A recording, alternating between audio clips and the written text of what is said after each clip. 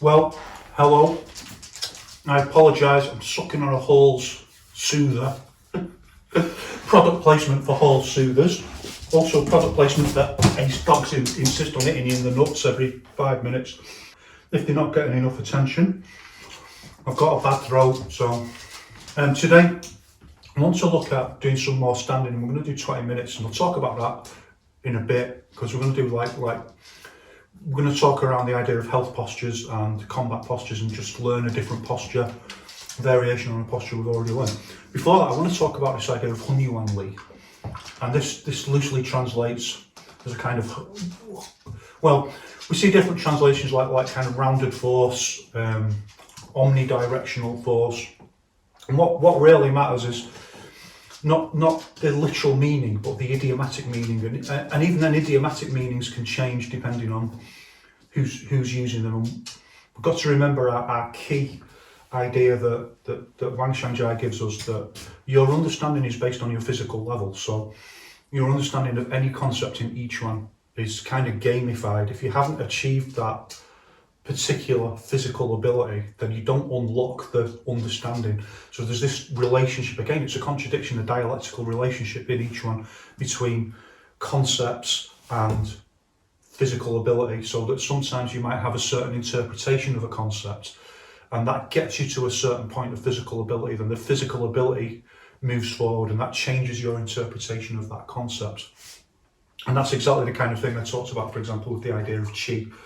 The idea of qi in each one can be significantly more significant, could be significantly more sophisticated than either, I spoke about the idea, some people say it's a stupid pseudo-scientific idea and other people say it's a mystical force or whatever, or that actually there's another way of thinking about qi that's more sophisticated within each one. So Hunyuan Li is very much this kind of idea that it can be interpreted in multiple different ways by multiple different people. Because at the moment we don't have benchmark standards for each one, that's something that's really got to happen. And those benchmark standards have got to be like practical ability. Who can actually use each one? Who can put the gloves on and use it? Who can actually hit a bag with power? So for whatever reason, those benchmark standards don't exist at the moment. That's something in a kind of next gen each one paradigm that we really need to think about. So one of the things that I've seen around this, which is quite interesting that we can talk about, kind of opens the discussion, is a video of someone doing like a basic punch or something like that, and they've animated the video with arrows to show this arm goes out this way, it is an arrow if you can't see it, and the body goes up and the leg goes up, and there's different parts of the body moving in different directions, and they said this is Hunyuan Li. And the question then is well, if that's Hunyuan Li, that's this kind of whole body omnidirectional force, why is that any different in each one? Why that's what boxer does, Western boxer. So why is each one doing all this stuff and practicing all this stuff to get that, when really everyone who moves does that? If you can, you could video any average person just like picking up a box or something like that, and draw arrows on it and say, well, this part of the body's going like that, and the legs are pushing down, and the body's going up, and the arms are going this way, and the elbows are going out that way, and so it's kind of trivial. It's like a trivial idea, a trivialization of the idea of Hunyuan Li. So, and it misses, for example, so the things that it does miss, like the idea of screwing force for one thing, that there's all these twisting forces in the body that aren't just linear. And also it misses that, well, we try to develop a certain whole body interconnectivity, which is different movement feeling. It's not just a principle of mechanics, it's a feeling within the whole body of everything being integrated together, and it exists in this liminal realm that Han Huang calls virtual reality, because by definition to feel the system being interconnected, and this is one of the key ideas we've kind of got to get in our mind, literally, that a system can be interconnected, like all the parts of a car are interconnected, but there's nothing in the car that feels that interconnection as experiential, as actual feeling in the way that a human being does. So you can only do that if a human being gets in the car and somehow has a sense of being interlinked into the car. Maybe as artificial intelligence progresses, we'll be able to do things like that. And that would be a good example, by the way, if you could just plug like a thing into your head and you could feel every part of the car physically. I suppose another good example, I suppose, would be like if you're flying a fighter jet or something like that, and you can feel all the torque and what they call it, the yaw and the pitch, whatever, but you can feel the plane around you, so you can have some sense of feeling. It becomes experiential physical body knowledge, so that kind of thing. And similarly, when you're driving, I suppose those feelings of the car moving, that's a totally different idea than just like the mechanical parts of the car. I mean, you could put arrows on the parts of a fighter jet and say, here's this bit's going this way and that bit's going that way, but it doesn't capture the essential thing that makes this each one, the intent, the interconnection of the will with the body. So the feeling, and I talked about before, it being like a kind of sensuous feeling, that you feel more of your body, it becomes intense, floods the whole body, and that's not just about control, it's about feeling, it's about having an experiential sense of physicality that's stronger, that's significantly stronger than the ordinary person who doesn't train like this. And this then leads us into something really interesting that is very often overlooked, and that's that Wang Xiangzhai talks about the idea of Hunyuan Li in two different ways, and he's quite explicit about this. So the first way of thinking about it is as something that isn't a metaphor, that's something that's absolutely literal.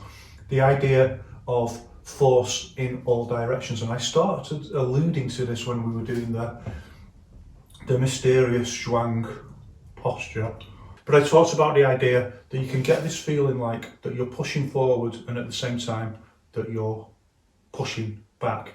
And although that at first seems quite contradictory, it's a very well-known idea in Western philosophy that actually cause and effect don't have to go in a linear fashion. You don't have to have cause before effect. And intuitively people think, well, that can't be right. Cause has always got to come before effect, hasn't it? So no. And the classic example is a cup holding water. The cause of the water being in the cup is the cup itself, and they happen simultaneously. The cause and the effect. Cause being the cup and the effect being the water being held in the cup. They happen simultaneously. So if you started saying that the effect happened before the cause, then that would be a bit more problematic. But actually the idea that the cause and effect can happen at the same time happens all the time. It's happening all the time. So also this relates to this key architectural concept of tensegrity. The idea that, for example, if you look at a bridge, it's absolutely full of different tensions all the time that are holding the bridge together. And of course, I'm sure some people know tensegrity is also a kind of new age movement theory concept from the controversial anthropologist Carlos Castaneda. So there's all these concepts where actually cause and effects can be happening at the same time, and architectural tensegrity is probably the most significant example. And we want to do something very similar to that kind of architectural tensegrity, and this is what Wang Xiangzhai talks about. And it's quite interesting because I never really hear anyone talk about this, but I'm chewing my delicious and refreshing horse soothers, very reasonably priced at a local pharmacy. At a certain point in standing, you will get this feeling. You'll get this feeling, and if you think about it like this, like that we're trying to interconnect with and trigger the nerves and the muscles in different parts of our body, all these puzzles that I've been asking us to solve, so like pushing out and pushing in like that. And then I set this one where we're pushing out and pushing back at the same time. And then I also mentioned that we could, if you're a little bit more advanced, get the feeling of pushing up. And actually we can do that with everything. So pushing out, pushing in, up, down, out and in like that, backwards and forwards. We can create a very strong feeling, and it's quite an overwhelming, almost like when I first did it. This is exactly what I'm talking about, the idea of it being gamified. I just, in the split second, I immediately upgraded my understanding of what Hunyuan Li means, and the stuff that Wang Xiangzhai had been talking about immediately unlocked. And you can't just read it. You can't just read it and understand it. It's got to be physical knowledge. And I got this feeling, and it was almost like, yeah, I'd almost call it like a spiritual experience of just feeling like, well, the term that's very often used in older wushu manuals, because this is something that's been known about for a long time, is something like shining, or we might say like radiating now. And if you imagine like the idea of radiation, that it's in every direction, that really just captures that feeling of like, all that's really happening is like you just reach a certain point through standing where you're triggering all the nerves and muscles and anything that you can connect to. Instead of solving these individual puzzles, they all knit together so that let's say we're doing this, we trigger all the nerves, but without moving. This is the key, we're not moving, so there's no contradiction of cause and effect, it's all happening at the same time. It's just like the cup holding the water. We're triggering the nerve endings to push out, and we're triggering them to push in at the same time, and up and down, but you don't have to use you don't have to use any kind of puzzles in your mind. It just, well, for me, it just happened. The first time it happened, it just happened. And you get this feeling all over your body. And because you're not moving at all, you can do this. And it doesn't contradict any laws of physics. It doesn't contradict any philosophy or anything like that. It's just like the cup holding the water. As long as you can trigger all the nerve endings all the way around, you'll get this feeling like you're radiating all the way around. And that's the feeling, that's the proper feeling of omnidirectional force. And that's not a metaphor. And that's not like this idea when people say, well, it's just like whole body force. It's not quite that. So Wang Xiangzhai makes this distinction between you achieve this feeling, and then it's another layer of the concept of it being rounded, that it's in every direction when we do it like this. And it's one of the reasons why sometimes this posture is called Hunyuan, the Hunyuan posture, because everything's, I think really every posture in one sense is Hunyuan posture, and some people say, well, this is Hunyuan posture. It doesn't make any difference to me, but the idea is, for this as I understand it, that because this is all even, you get this sense of roundedness all the way around. And as soon as you change it, and this is what Wang Xiangzhai talks about, if you want to then move this, so then we start moving it with basic movements we want to keep this feeling as we move into Shili. We want to keep that exact feeling if we can. And as soon as you start moving, it goes. It's like trying to grasp a jelly. It just squeezes out of your hands, and that's part of we move on to another level of contradiction in our movement to try and keep that movement. And what Wang Xiangzhai says is like, once you get the feeling and once you can start moving it, then it changes from like an experiential phenomenon into something that's got to be brought into practical use. And when you bring it into practical use, then it starts changing its dimensions so that it no longer is omnidirectional in this literal sense that you feel like you're radiating. And there's a few things that you might experience with that. Can maybe talk about another time. Like, it's also very common to feel like there's like a wind or something like that goes right through you, like there's a hole in your whole body, and there's like a wind that's through like that. There's loads of really strange things that start happening with your standing. But so once you get this feeling, let's say you want to change now. Let's say if I want to do something really simple and just change and move to the side like that, it's no longer omnidirectional in the same sense. And this is what Wang Xiangzhai is getting at, that you can keep this same feeling of radiating, but now you're bringing it into functional use, that the physical structure itself starts favouring the transmission of force to a point. And you can issue force from other, so even if you're this way and someone hits this way, you can change and issue force, but actually what you're doing then is changing the force transmission to that point. It's not like if someone just taps you, they'll fly away. That's the fantasy Yiquan league. That's they know who they are. And if you're watching my videos, then you're not into that stuff, so I don't care what those people think. So it doesn't work like that. If you want to issue force from any part of your body, that's a real mechanical task. That's a real function. So if I want to issue force, yeah, you can say this is still mass times speed. So in that sense, it's still Fa Li. It's still like I could push like that. You know, this also is like a real problem in Chinese martial arts, that you've got people doing things like they'll just push someone.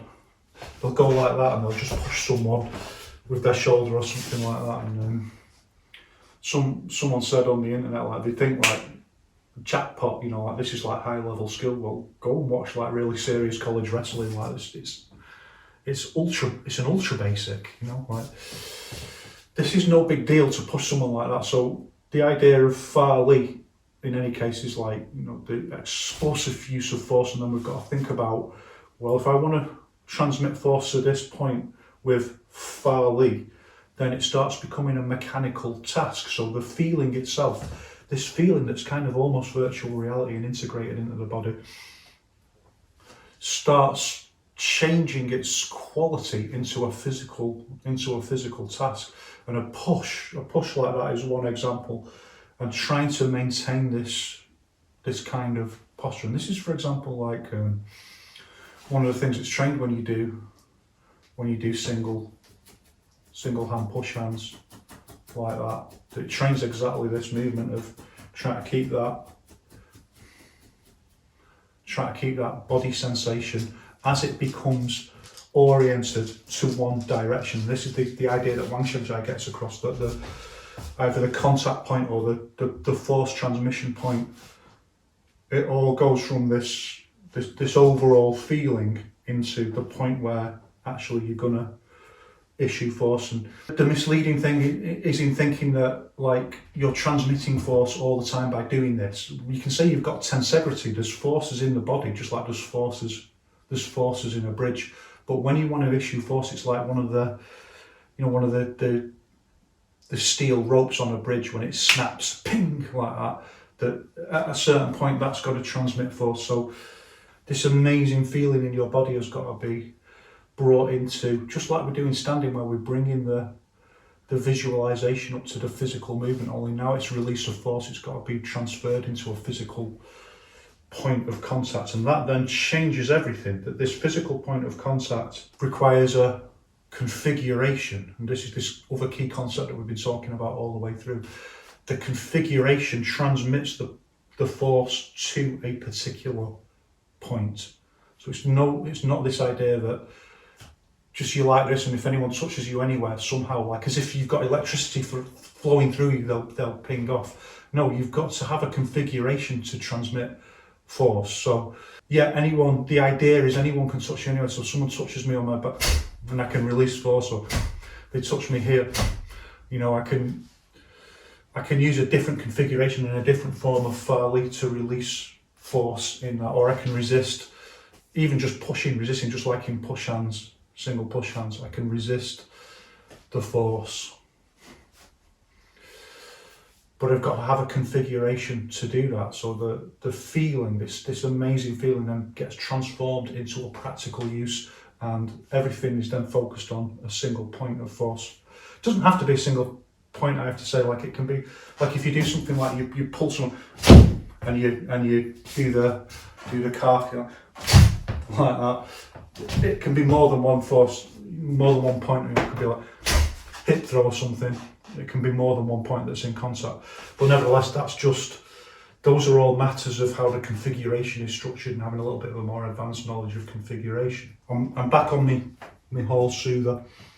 So within that configuration then, we maintain this sense, this whole body interconnective sense, and the idea then of other things that integrate within the idea of whole body connectivity, like twisting force. Depending on what the posture is, there'll be different kinds of screwing force, I should say, not twisting force. So screwing force, so if I do that, there's more screwing force in the arm, but if I just do that like that, there's only a little bit of screwing force in the way that the body's turning. Again, these are all technicalities of configurations, which is the whole next level art of thinking about how we bring out the sense of whole body interconnectivity that we develop through standing, how we then bring that into the configuration and maintain it. And then we've got our understanding of whole body interconnectivity. So it's Hunyuan Li brought into a practical dimension, goes from this quite abstract sense of like radiating in every direction into the practical use via a configuration of transmitting force to a single point or 2 points in the body. And that's why the concept of the configuration is so important. That's why it's essentially the art of Yiquan, is just Fa Li with an understanding of how to intuitively use a particular configuration. And what makes this different from other kinds of fighting systems is that we maintain this very strong sense of the whole body being interconnected into a system, and that sense itself then has this real physiological effect of knitting the body together and allowing the use of more fine-grained postural interconnection to generate force through Fa Li. So just being able to generate, again, like this idea of Fa Li that's just been completely perverted by, I don't know. In some cases charlatans, in other cases it's people who are well-meaning, they didn't get it, but they imagined that they did get it. But the idea that we can talk about another time, so for example the idea of fishtail Fa Li, which is where your foot comes out like that, or your heel comes out a little bit like that doing a movement like that generates force. My contact point that I'm changing to is I want to hit here. This is the contact point and the force transmission point. Remember, this is exactly what we talk about when we talk about the lock point. That's what we're doing. We're training our configuration to transmit force to a certain point. That point itself, I should say, isn't the lock point. The lock point is like the idea that we flow in and then this is the point where we stop and force is going to be transmitted. That's what we mean by the lock point.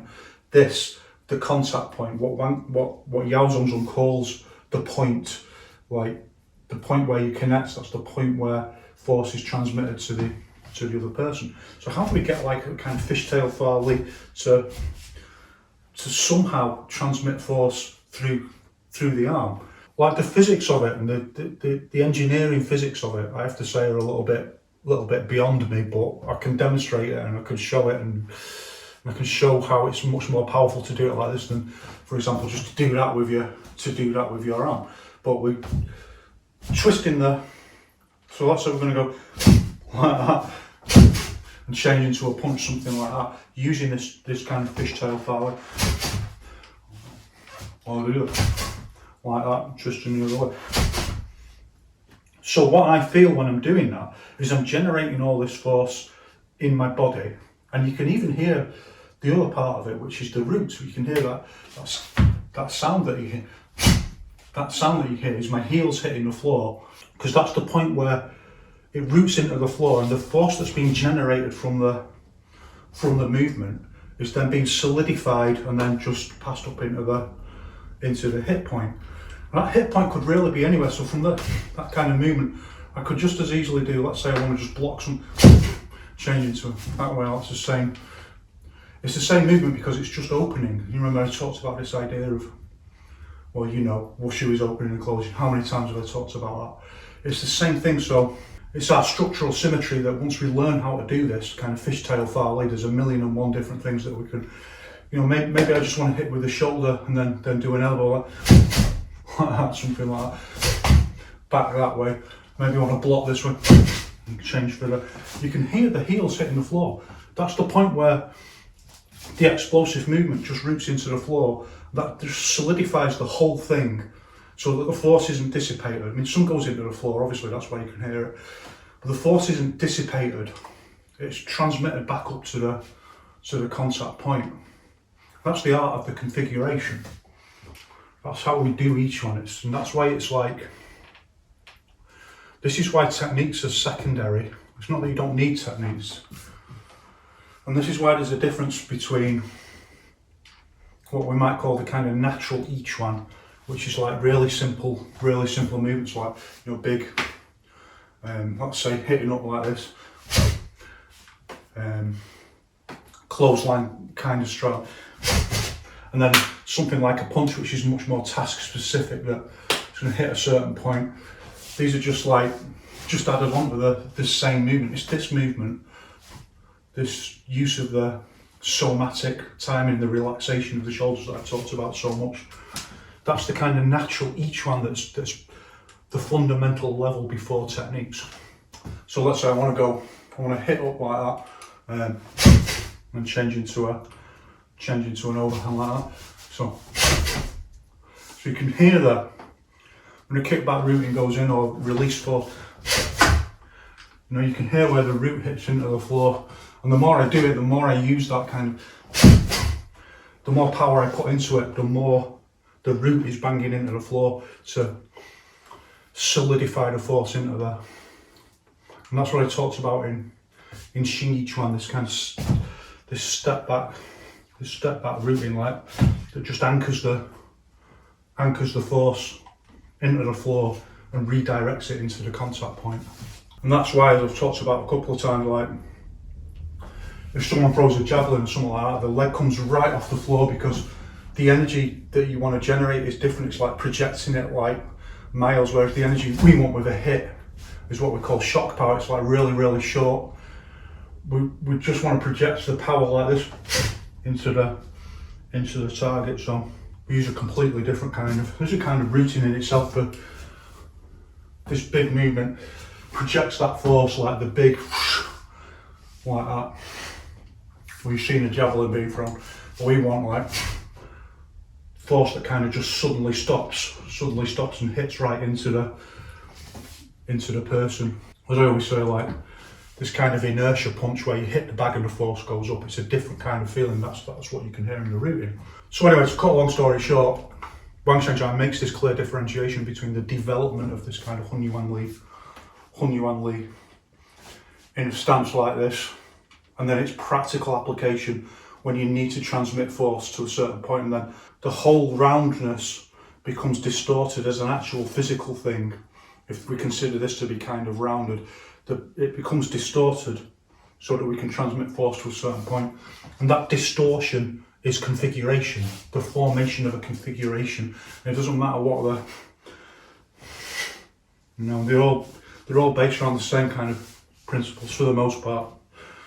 The art of the configuration, so that distortion of Hunyuan Li. The Hunyuan Li is still there, but it's this distortion of configuration. It's significantly more complex than just thinking like, well, this arm goes back and this arm goes out, and so on like that. So having said all that, of course, the way we begin to develop that is through zhuang, and the other thing to talk about then is the idea of health postures and combat postures. And actually there's no such thing in terms of a physical posture that's a health posture. So I hope I'm clear enough. I can't speak without sucking on one of these sweets. So there's no such thing. Like what changes is the mental activity.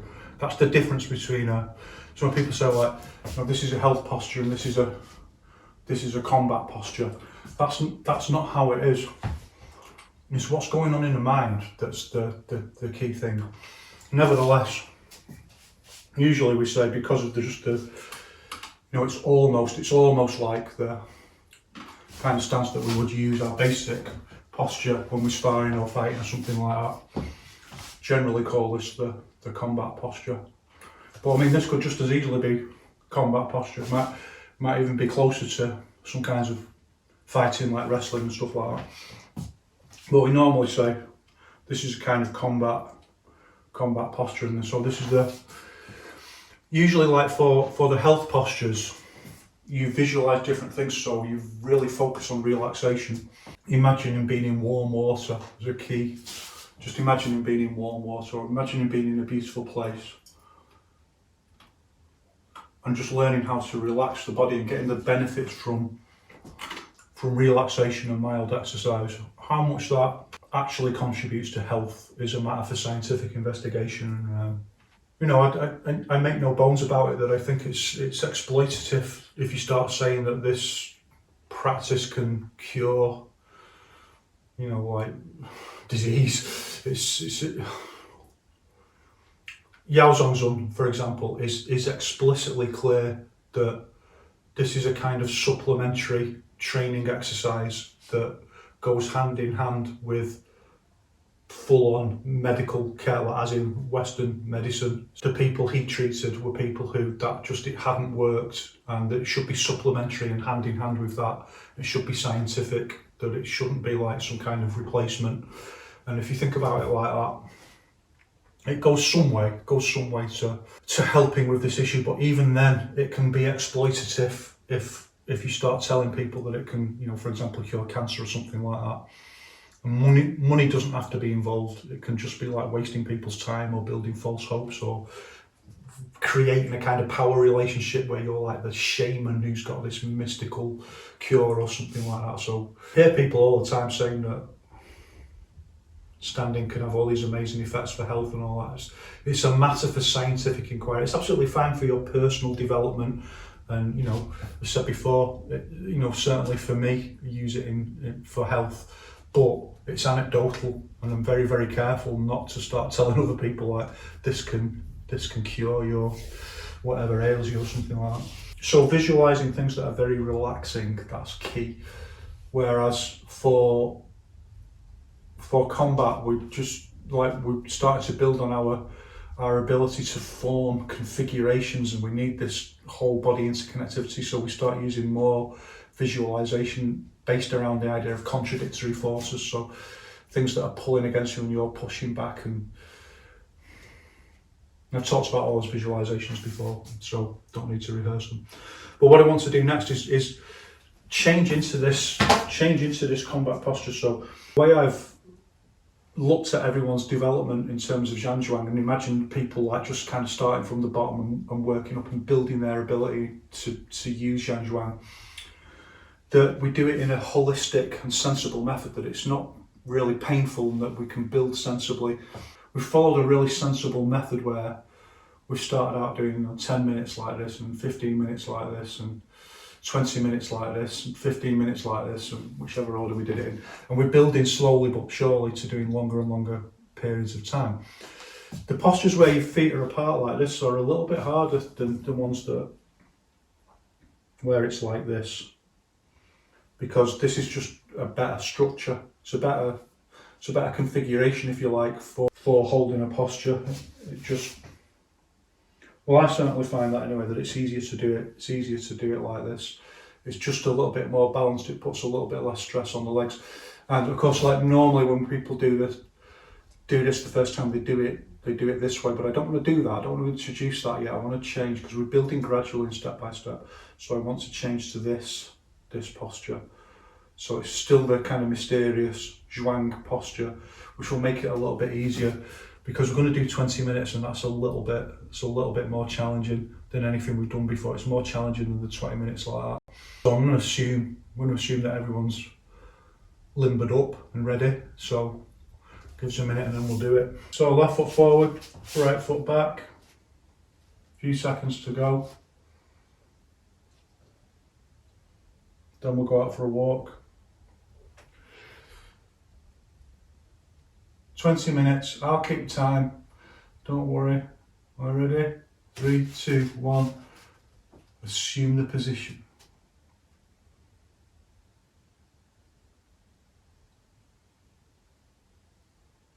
Make sure your quad is in, so don't stick your quad out like that. Make sure you relax back like you sat down on something.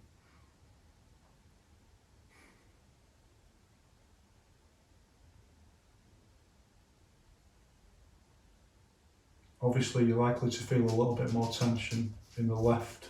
If you've got your left arm forward, the arm you've got forward, you're likely to feel a little bit more. Just take deep breaths and relax them as it tenses up.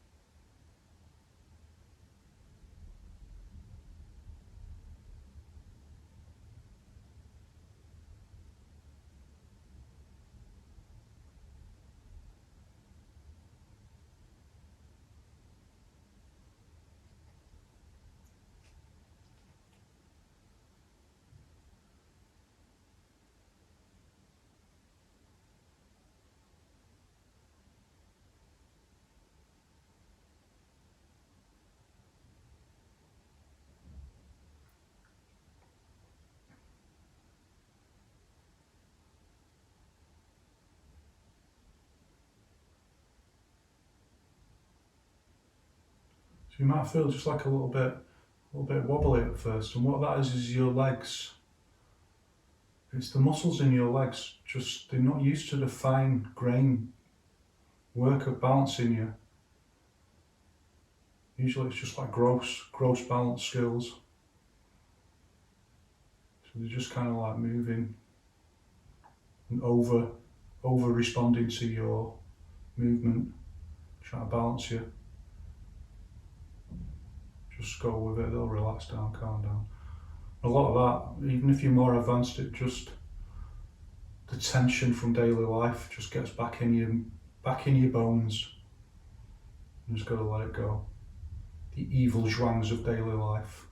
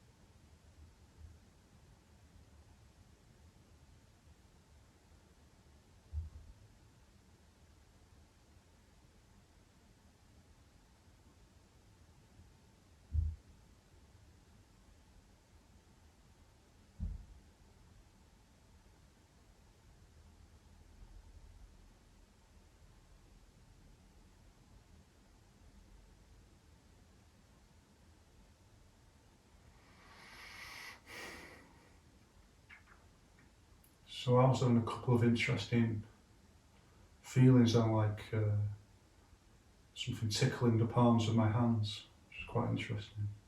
But I'm also, it's freezing cold in here, but I'm just starting to feel like I'm starting to sweat.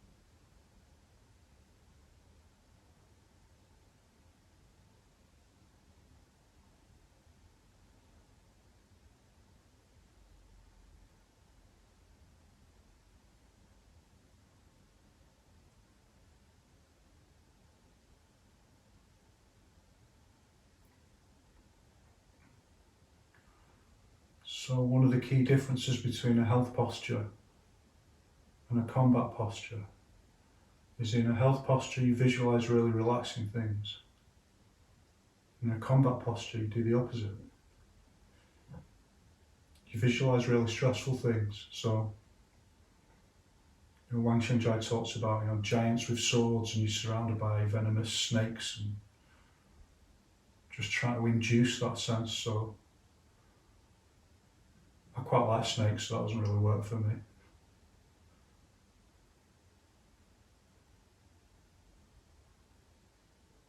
Visualising someone with the gloves on just in front of you ready to beat you up.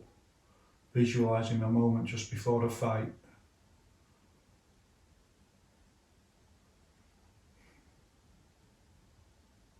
Your will is just going to drive through and win.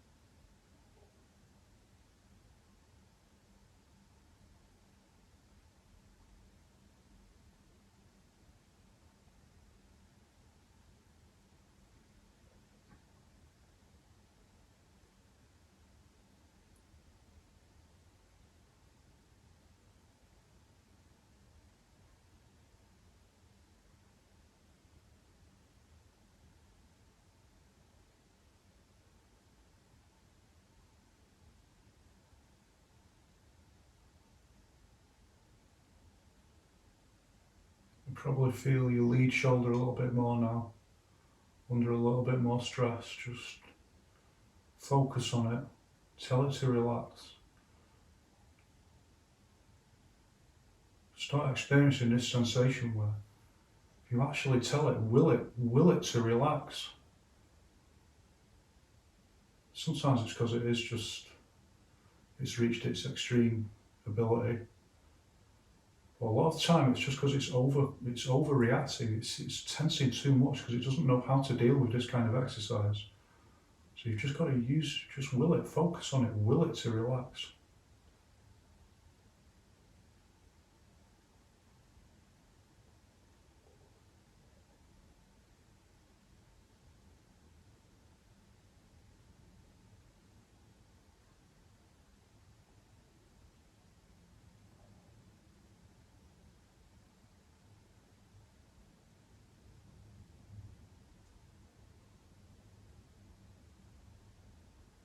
If you change your focus to your stomach,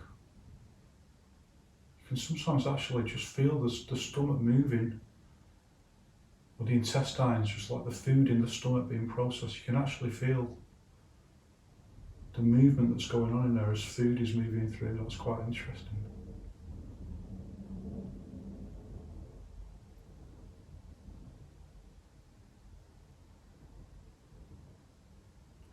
So the points that are likely to feel under stress are your back knee. And so just check it's not too straight, just bend it a little bit. And like I say, the front shoulder, and just focus on those 2 points, don't ignore them. Just relax, tell them to relax.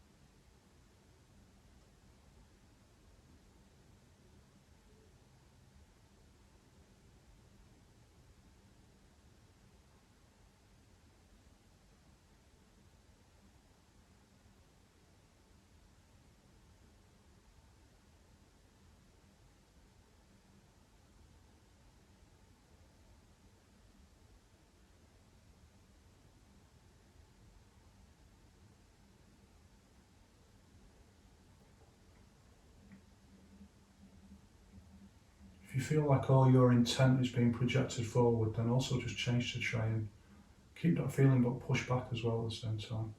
When you're back. That contradictory sense.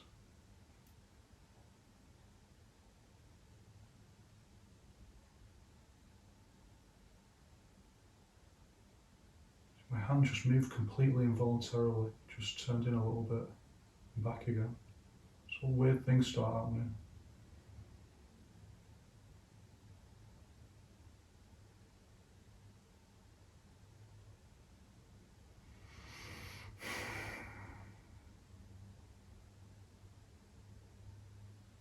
So my breathing is changing because I'm burning the oxygen now. Burning the oxygen more in the muscles.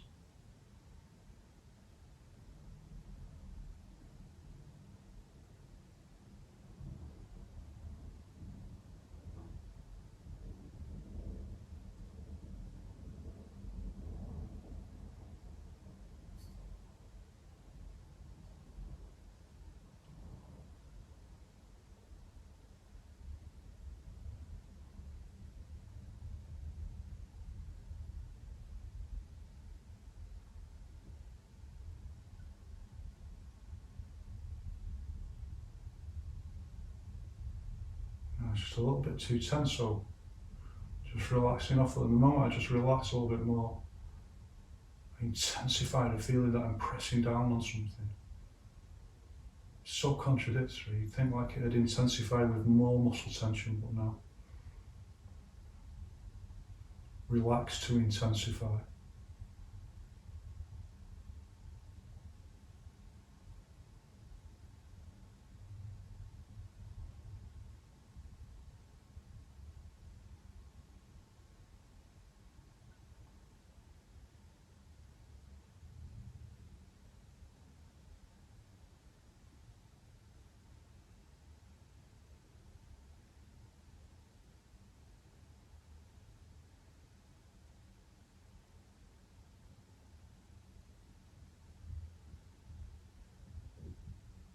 By now you might start feeling your pulse.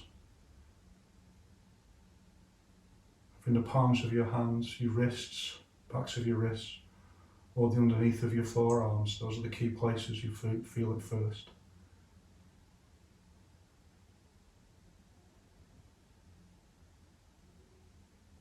You might start getting some tingling feelings, like in particularly around the elbows.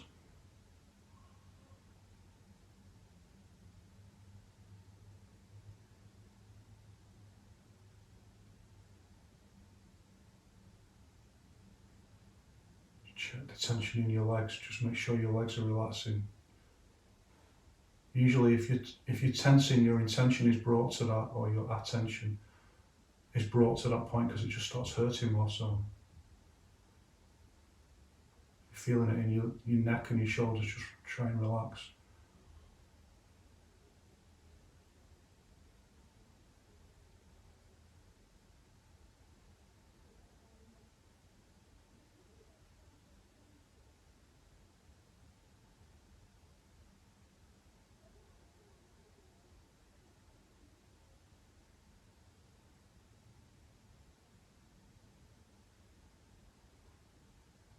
It's the time to really start visualizing that enemy, that opponent, that big fighter. Big gloves on, he's going to come in and smash your face in. He's throwing swinging punches at you now. You just stand totally like a rock, absolutely impervious, no fear. Really visualize him, try to intimidate you.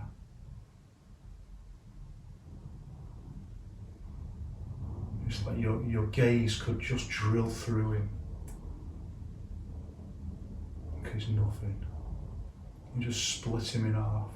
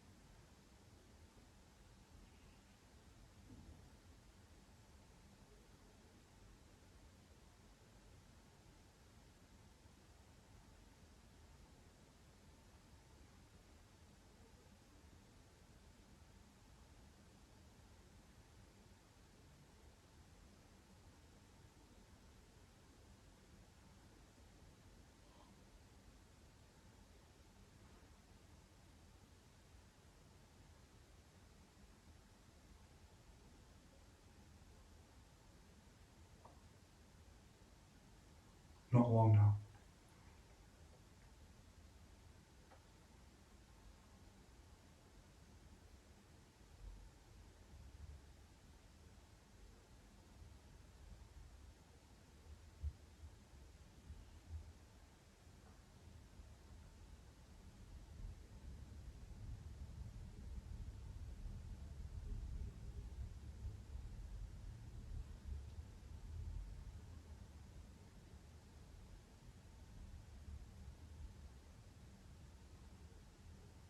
Less than a minute. And your mind, start imagining that opponent. Start imagining you're actually hitting him. You're fighting. Fighting for your death, for your life and his death. Fighting to the death. Really visualize it. This isn't about health, this is about wushu. It's about the art of war. This moment, this last minute of endurance, just visualize it, fighting for your life. Punching him in the face. Like the whole world depended on it.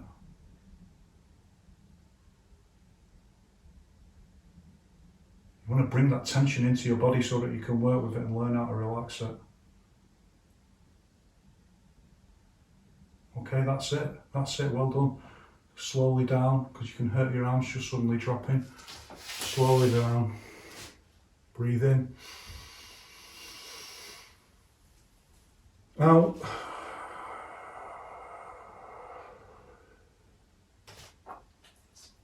Well done. Massage the dog with all your chi. Keep it healthy.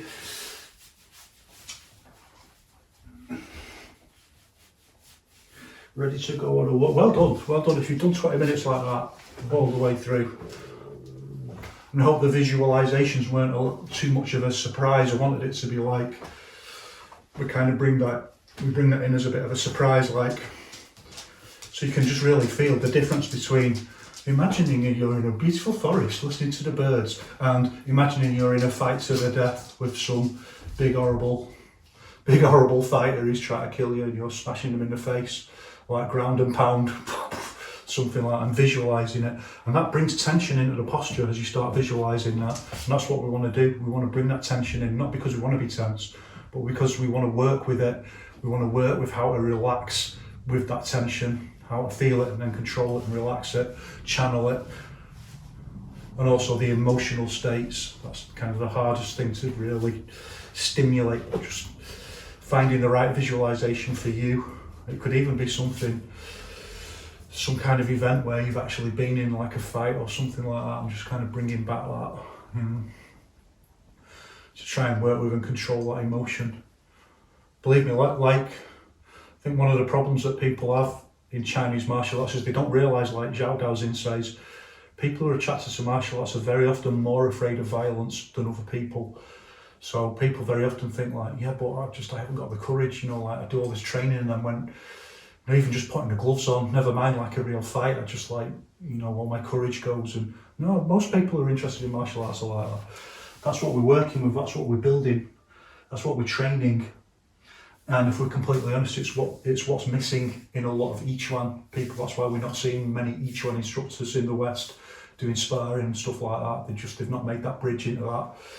So we're trying to help everyone, nourish everyone's development theirs as well.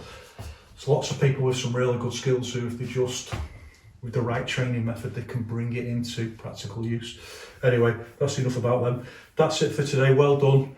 Well done for listening to me talk about Hunyuan Li. I didn't have to go on there. It's an abstract concept, so I'm going on with myself again. I'll see you in the next one.